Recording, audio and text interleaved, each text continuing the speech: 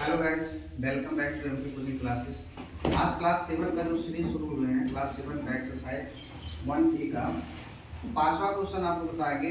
पांचवा क्वेश्चन है क्लास 7 का मैथ। पांचवा क्वेश्चन आपका है क्वेश्चन नंबर 5। क्वेश्चन नंबर 5 कह रहा है निम्नांकित परिमेय संख्या के अंश को धन पूर्णांक बनाइए। तो क्वेश्चन भी हम नोट कर दिया करेंगे, जो छोटा रहेगा आपका होमवर्क रहेगा। समझे बच्चों? क्वेश्चन नोट कर देंगे, जो छोटा रहेगा वो आपका होमवर्क रहेगा। तो क्वेश्चन है -7/13 का नंबर है -11 बटे आपका पान है -19 और तीसरा है -18 बटे 23। चौथा है उसी घड़ी वाला क्वेश्चन है आपका -19 बटे -23। ये क्वेश्चन है।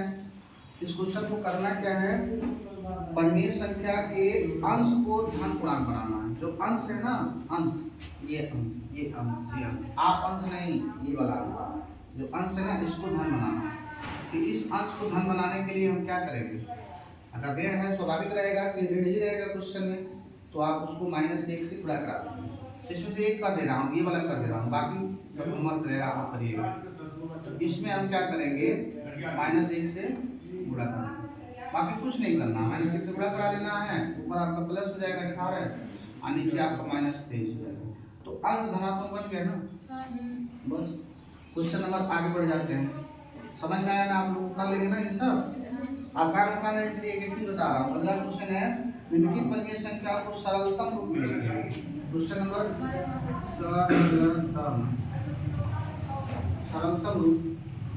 सरलतम रूप में लिखना है। क्वेश्चन नंबर का है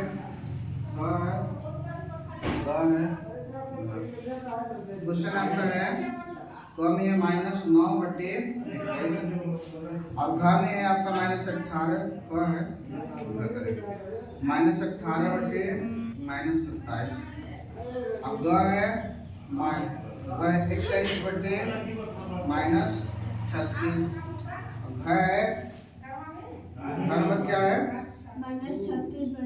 -36 बटे 34। ये क्वेश्चन है।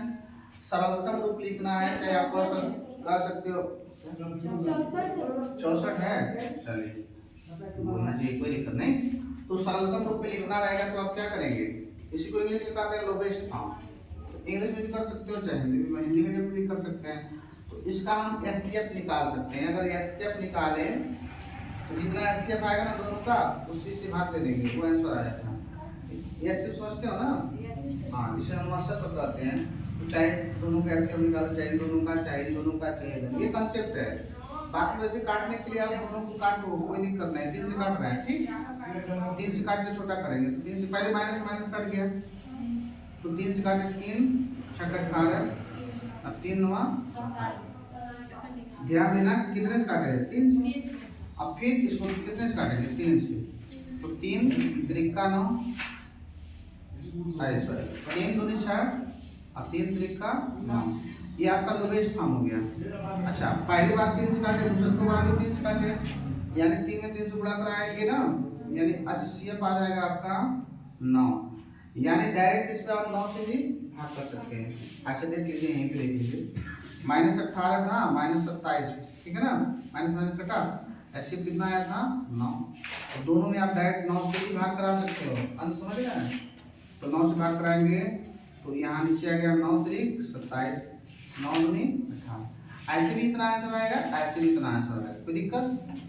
डायरेक्ट आप एलसीएम निकाल के भाग दे सकते हैं और काट के भी कर सकते हैं। एक और समझ लीजिए, बाकी जो छूटेगा वो आपका होमवर्क रहेगा।